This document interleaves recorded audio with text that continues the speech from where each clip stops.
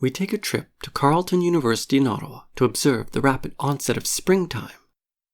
It is the beginning of May, and the Rideau River seems to be devoid of activity.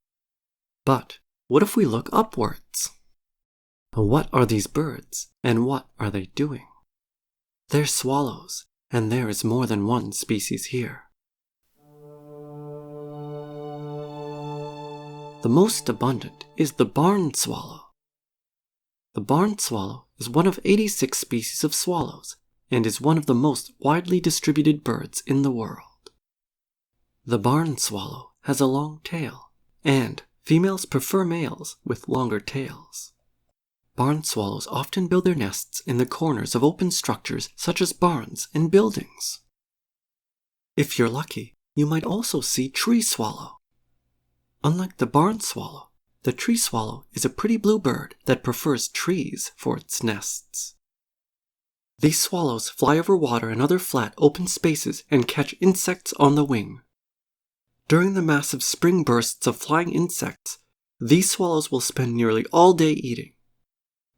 There are a few other species of swallows that are in these flocks in much smaller numbers, but at Carleton, the barn swallow and tree swallow are the most common.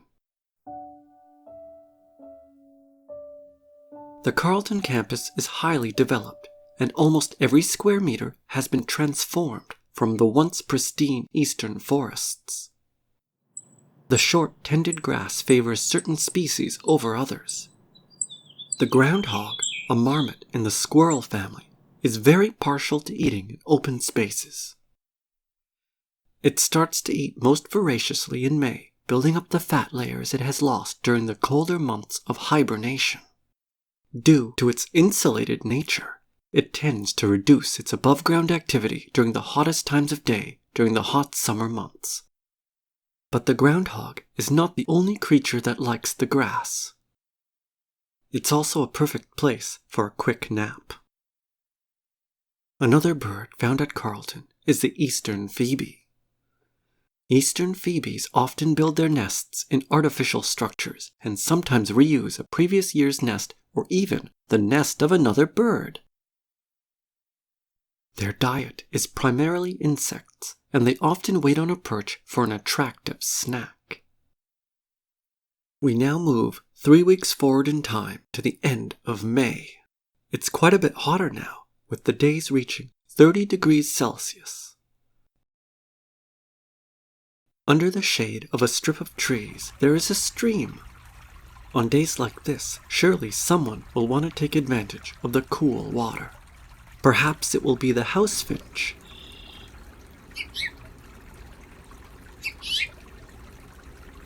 Or maybe the American redstart? But it seems a black-capped chickadee is most determined to reach the stream. It lands on a nearby branch, making sure it's safe. It moves a little closer. Does it want a splash of the cool water? Yes, it lands in the stream to take a bath. How refreshing it must be for chickadee.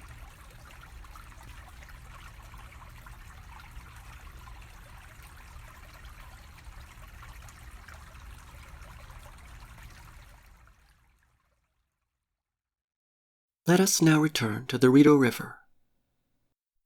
It seems the swallows from a few weeks ago have been replaced by ring-billed gulls.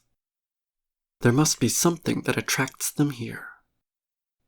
They are flying over the water, and they seem to be searching. What could they be searching for? Sometimes they hover over one spot. Are they hunting for something? And then one gull finds that the moment is right.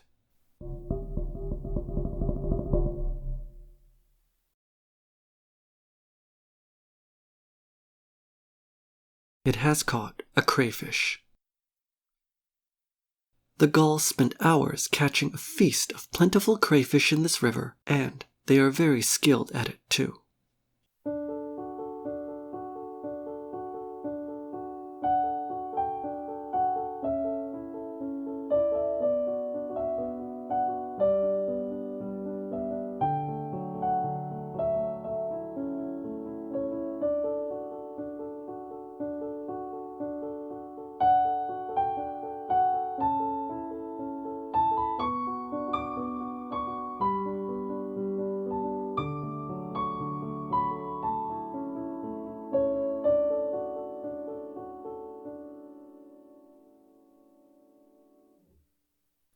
Even though the natural habitat here has been mostly obliterated, what remains is still very important to many creatures that consider it home.